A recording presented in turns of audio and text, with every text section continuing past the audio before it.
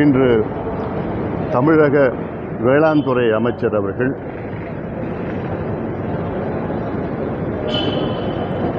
ஒரு செய்தியை வெளியிட்டிருந்தார். அதன்படி வரும் ஆகஸ்ட் 3ஆம் தேதி தமிழக முதலமைச்சர் மாண்புமிகு திரு விஜய் அவர்கள் கர்நாடகா சென்று அங்கே கர்நாடக அரசு ஏற்பாடு செய்கின்ற மேகதாது அணை சம்பந்தமான பேச்சுவார்த்தையில் ஈடுபடுவார் என்று ஒரு செய்தியை வெளியிட்டிருக்கின்றார். இது மிக தவறான ஒரு போக்கு. அது உண்மையாக இருந்தால் இது தவறான ஒரு போக்கு.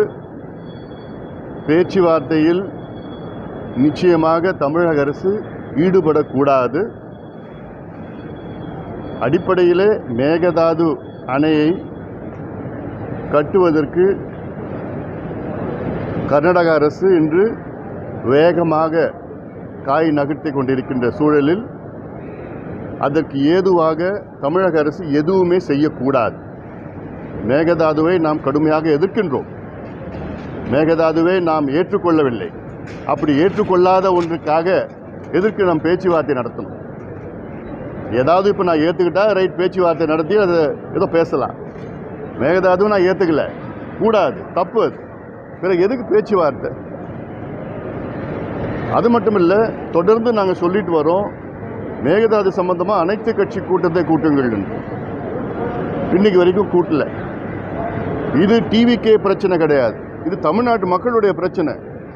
அனைத்து கட்சிகளை அழைத்து பேசி அடுத்தது என்ன செய்ய வேண்டும் என்று ஒருமனதாக தமிழக அரசு முடிவெடுக்க வேண்டும்.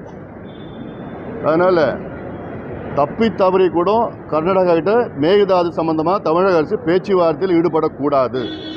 இது தமிழ்நாட்டுக்கு மிகப்பெரிய பாதகமாக வரும். ஏற்கனவே சட்டமன்றத்தில் ஒரு தீர்மானத்தில் ஒரு திருத்தம் கொண்டு வந்து மேகதாது நடுவர் மன்றம் என்று சொல்லுகின்ற ஒரு சூழல் இருக்கிறது. அதுவே தவறானது.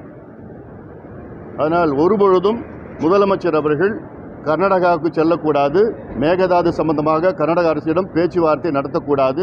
சட்ட போராட்டம், அரசியல் போராட்டம் செய்ய வேண்டும். அனைத்து கட்சி கூட்டத்தை கூட்ட வேண்டும். அத்துணை தலைவர்களும் சட்டமன்ற நாடாளுமன்ற உறுப்பினர்களை டெல்லிக்கு அழைத்து சென்று பிரதமர் அவர்களை சந்தித்து அழுத்தம் கொடுத்து வலியுறுத்தி நீர்த்துறை அமைச்சரை சந்தித்து கர்நாடக அரசு மேகதாது கட்டக்கூடாது என்று தெளிவான கருத்தை தமிழக அரசு வெளியிட வேண்டும்.